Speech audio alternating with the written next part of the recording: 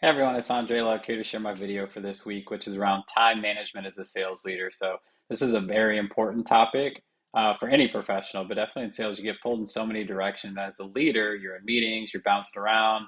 One of the things I was most excited about when I was a seller, I got additional responsibilities as I got to like a senior team lead type role, and I got to do some of the administrative work that really my boss just didn't want to do or maybe didn't have the time to do. So I was like super excited at that because it gave me a break from selling, and I thought that's what leadership was going to be like and what I'd be most excited about.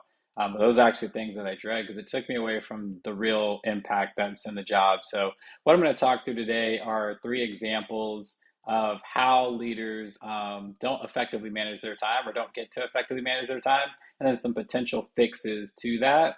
And then also just some general tips as it relates to time management. So, one of the common examples of a sales leader is just they have too many competing priorities.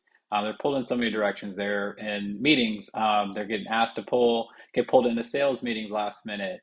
Their boss, their supervisor wants last minute reports and updates, and they just have no time for strategic planning and to move the business forward and to move and coach the team. So a solution to that is to prioritize the things by impact. So what's going to bring you the most impact and like really list out all the things that you do in a day and what's going to drive the biggest impact and make sure those are the things that get done and be okay knowing that some things may not get marked off on your checklist or you just have to pass that or delegate that to someone else, which I'll touch on here in a little bit. But really at the end of the day, you need to do the things that are going to help you hit your number, hit your target, and then also develop your team and not necessarily get pulled in a bunch of different directions where you can't control your time.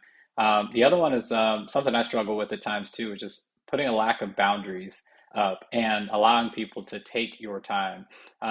You definitely want to be available. I always had an open door policy. There was always people coming in and out, and I loved it because I got that one-to-one direct interaction with the team, and I got to connect with them and help them through challenges and problems and come up with solutions and things like that.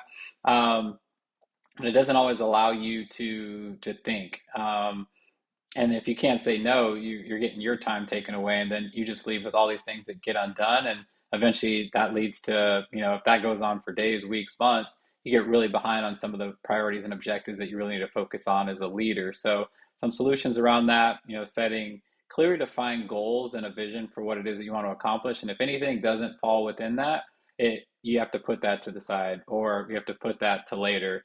Another thing too is just clearly communicating your availability with your team. You always want to be available, you always want to be there, but there are things that need to get done, and just having an honest conversation with them around that. And the communication is key. And then they're not going to be shocked if you're like, hey, right now this is something that can't be interrupted. When you just do that abruptly and you don't communicate, you just come off looking like a jerk sometimes. So if you have that conversation up front, and knowing it's okay to say no, or having people, if it's not urgent, write it down, maybe send it in a Teams chat or something like that, and you get back to it at another date so that they don't forget the thought. But having a conversation, I think, is probably the biggest thing around setting boundaries and allowing you to have some of your time and make sure that you're getting the things that need to get done in your role, because there's obviously a reason that they have you there. They don't need you there just to supervise. Like there are things that you are doing to drive the business forward, and if you're not doing that, that's going to impact the entire team. It's going to impact the ability for your staff to develop the way they need to make sure that you're blocking and you're setting boundaries so you have your time.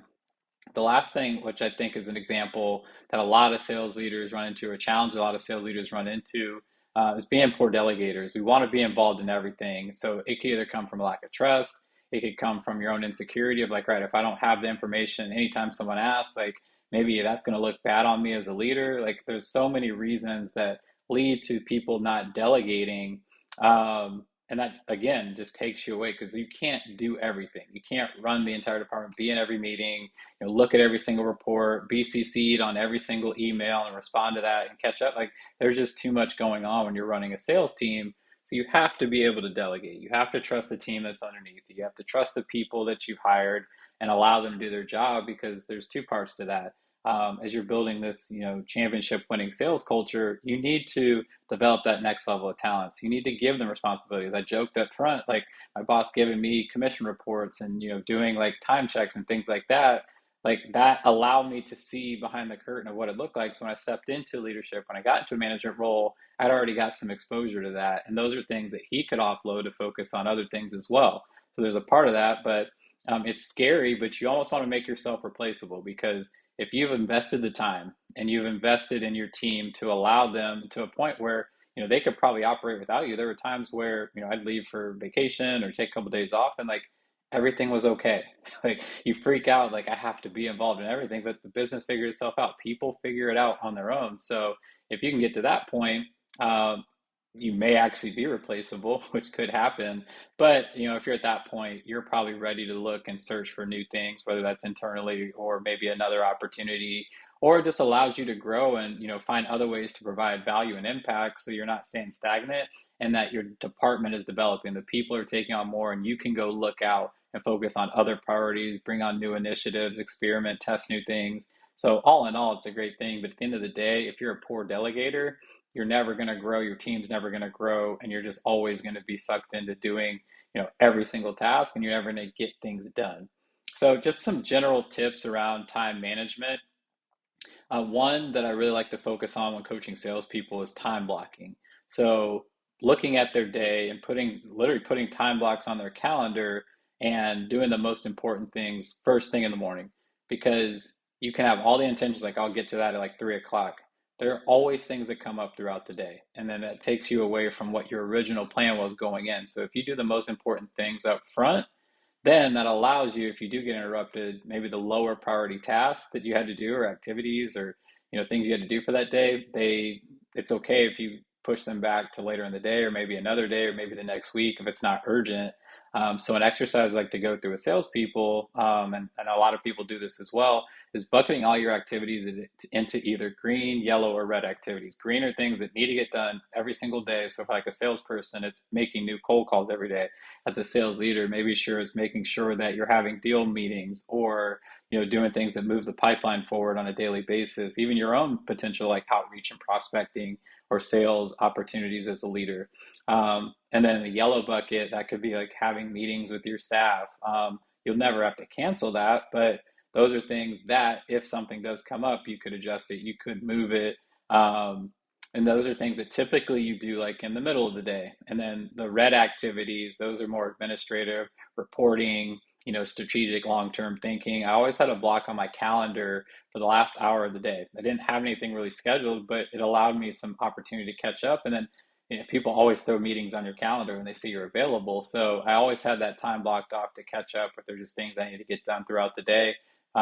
So like, a lot of times a salesperson's maybe updating their CRM or doing admin tasks, same as a leader.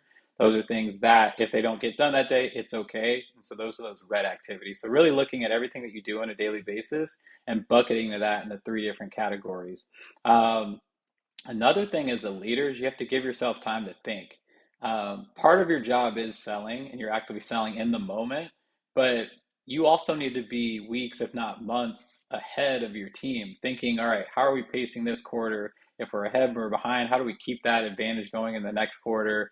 And you need to build in time to think. If you're always up against, the next deadline, you're never going to get caught up, because if you get behind on one, then that leaves other things that need to get done that start to get backed up. It's like a domino effect. So giving yourself time to think. So a couple ways that you could do this. I never did it, but I always had the thought, and my wife and my kids would never have let me do this, is taking PTO, because I never used all my days, but like actually working from home. Because, when you're in the office and you're working, like there's always interruptions that come up. You got, especially if you lead a sales team, 15, 20, 30 plus 40 individuals, like there's always something that can distract you and that comes up and takes you away from what you need to do. But if you took that vacation day but just work privately, quietly, go to a library, work from home, you can, like those were the days that, I could really get some stuff done. So that could be an option. Again, it was something that I never really did, but something I always thought about doing. But also, working in baseball, you're there for, if not half, almost all the games. Um, and, after doing your visits and everything like that, you're typically there to like the seventh, eighth inning, maybe at the end of the game if you have to, if you're like the manager on duty for that game.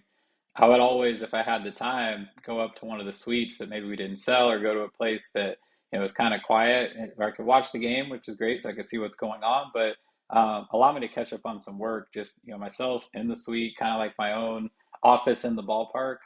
It was a good time to catch up on emails and look at plans, or if I'm building out a training session or something like that. Because there's people that are in the office and working at games, and they'll just pop in like, all right, it's, after hours.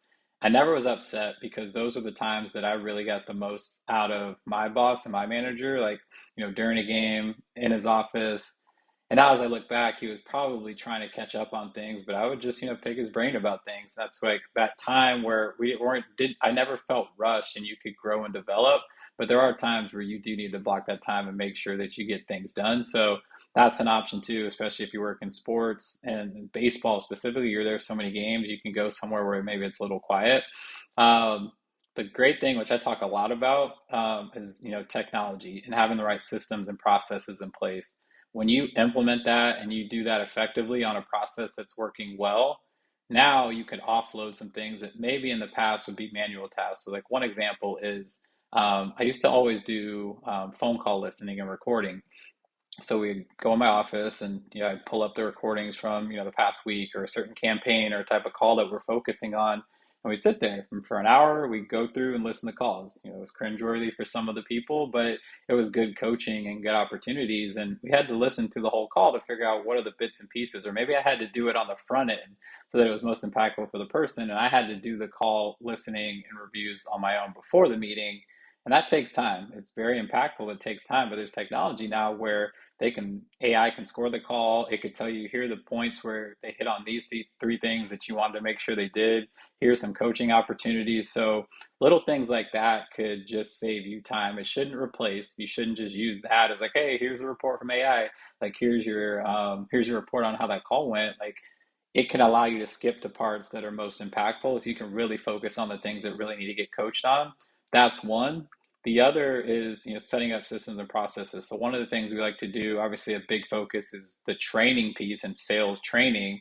But after the training, we want to make sure the systems and processes get reinforced. So building out playbooks, setting up processes around your deal management pipeline and reporting, so that a lot of times the leaders and managers, they're spending a lot of time answering questions that could have been documented, and people could have looked in the playbook and found that. They're pulling reports, they're checking on deals so they can give updates and preparing reports. If you have all that automated and built for you and you have processes around that, again, that saves you time, so you can focus on some of the more high impact opportunities and spend more time coaching, spend more time actively selling, not doing administrative, operational type work. Like, you're in sales, your job is to drive revenue, your job is to coach and develop your team. And so these are things that could help with that. So whether that's us or getting your own technology or doing those systems and processes yourself, but really looking at evaluating your tech stack and setting up your systems and processes so that it allows you to focus on the things that are most impactful and most important to you. And then the last thing I'll say is, as you move up, knowing what to let go of and what to focus on. When you're an early manager, a lot of your time should be focused on one-on-one coaching with your team, listening to calls, reviewing calls, making calls, and actively selling yourself, depending on the type of role that you're in. Doing pipeline reviews, like really hands-on with the team, like really close to what's going on. As you elevate, you still want to have exposure to that, but maybe you're working through your managers now and you're more focused on what are the processes and systems we're setting up to allow effective coaching. Um, if we're struggling with a type of sale, we're not able to close the sales we want to, looking at the type of people that we're hiring. What's our hiring profile? How do we set up a better interview process and recruiting process so that we're getting better people that can be implemented into the process?